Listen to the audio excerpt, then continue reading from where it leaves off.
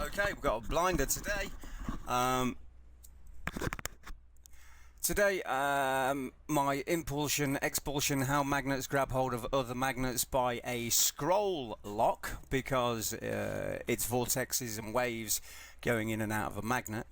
On screen I've got the Ouroboros energy field explained and theory confirmed, expulsion A to impulsion V, scroll lock. In the theory confirmed, I showed two magnets on top of a ferrocell in that video and showed that you could see an impulsion V to an expulsion A and an expulsion A to an impulsion V, kind of like what's on screen. Now, we've got the Thunderbolt sign there from the electric universe. The one thing I didn't do with both of these pictures here is to show you that I've always said, well, I've said it in the last 3 or 4 videos that I've been making, that there's two fields on either side of the magnet. And so I also know that the Eye of Horus is to do with energy travel, and the Eye of Horus is actually a schematic for a magnet.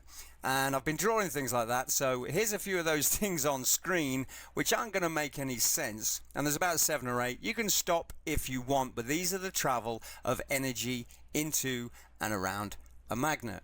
But as I just said, there's two fields, as you can see in them big squares there. There's two fields on either side of the magnet, and they look like that. So when you've got north at the top, let's say, and south at the bottom, each one will lock into either scroll. So I'm about to show you some videos now. I got 3 videos. 2 are with my 2 sets of special lighting and arrangement of plates, and then the third one is an obvious change in light where I'm holding a ferro plate way away from the light. But I am now going to show you live motion of the scroll lock happening. I'm also going to show you the 2 massive circles that push together when you get opposing ends, like a north to north and a south to south. So yeah, I'm about to show you that magnets do not do what you thought they did. It's quite funny. Thanks very much. Oh, just before I do that though, that there is light through a prism, which is the same as energy through a magnet. The vortex is going straight through the center. You've got your Ouroboros inertia line crossover in the middle, and then an inversion and reflection of fields. So the top field with the blue at the top, it is now reflected and inverse the color. So on the top of the V at the top it's blue, but on the top of the A at the bottom it's blue. So the colors have inverted, as well as the shape being reflected. So whatever's happening at the top, the opposite is now happening at the bottom. So north and south will do the same thing at each end, but it is using the different inverted poles of each end. I know it's difficult to follow. It's killing me, and I only know it because I can see it all in my head. But basically, that's what I've been drawing, heart to heart, which is the V to the A. Oh, what you're about to see is beautiful. It's just incredible. So yeah, God guides me into all things, and I'm showing things that no other man has ever shown. I've just destroyed in the last 6 months with the inertial crossover, and now you're about to see the scroll lock. I've just destroyed all magnetic theory ever. Okay, I don't care who you want to talk to, none of them have got any evidence of nothing. I'm about to show you everything. I've shown you the inertia line crossover, and now I'm going to show you the scroll lock. It's beautiful. Thanks a lot. Bye. Today I'm going to prove that this field that looks like it's wrapping around here, which of course looks like it's wrapping around here and wrapping around here, I'm going to make it bend up into the field of a magnet coming to 2 impulsed ends, and it's going to bend up like that, and it's going to bend up like that. This one's going to come in like that and like that, and then one rolls that way and one rolls this way, and it'll squeeze down into a heart. Watch this. Make sure I've got the right bloody end. Nope. See this? This is a repulsing end. This is great big circles that do not want to meet. There's two of them because it's a double helix pushing into this one. This is the top field here, see? This now is two circles pushing against it. But if I turn this around to the positive end or whatever, the one that attracts, watch this. Here it comes. Don't you move. Did we even see it? I'm going to have to focus. There. Boom. Look at that. Look at that curl round. You see that? So these are the impulsion ends. That curls around to there. That's as far as I can push it. Can you see the heart?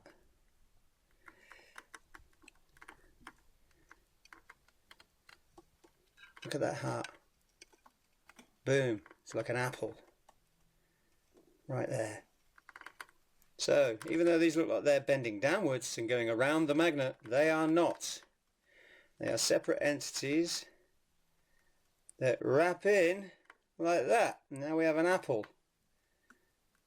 Energy. An energy apple. Now I'm going to stand it up. Oh, you can't really see it. But there's two vortices right there. Oh, you can just see them. See that? Right here. Ooh, where we go? Right here. There's one going this way. And there's one going this way. Try and bend it away again. And bring up the two vortices. So that's sitting like that because I'm got one underneath the glass, one on top of the glass. So I really need three ends. Look at all these bits at the side. But yeah, that comes down. Ah! And that's two impulsed ends, by the way. So we got one end impulsing this end.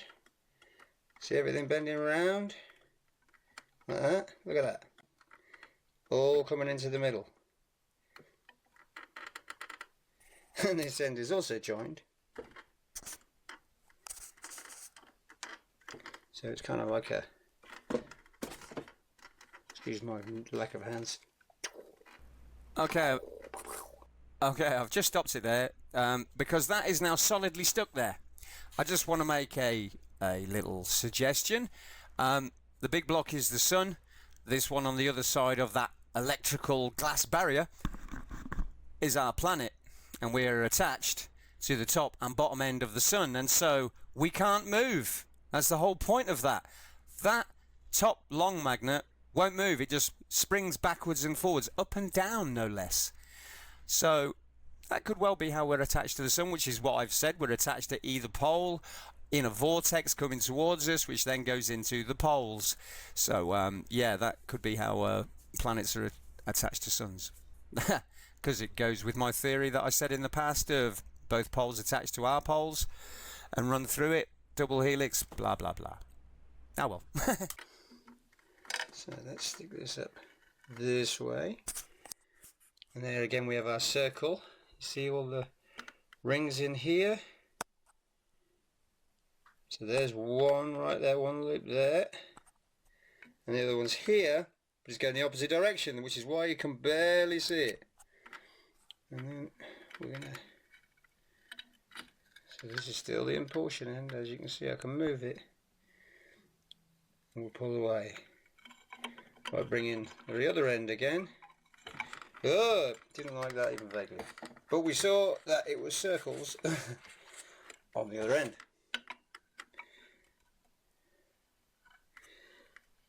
Yeah, well, no, because of the angle of that. Ah, crap.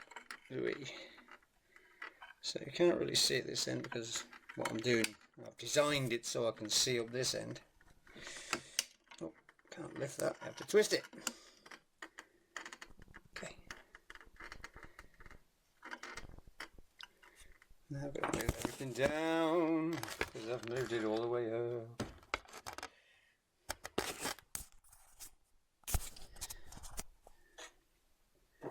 But now we can barely see.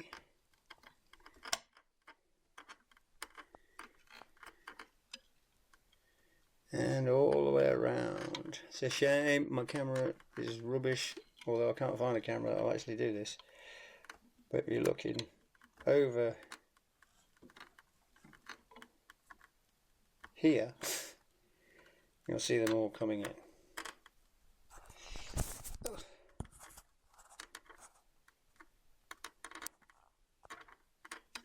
Nope.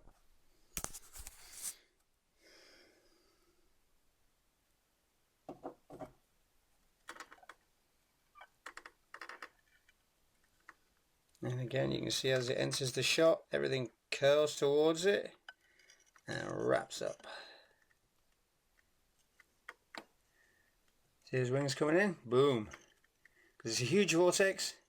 Now it's just changed direction to go in that direction.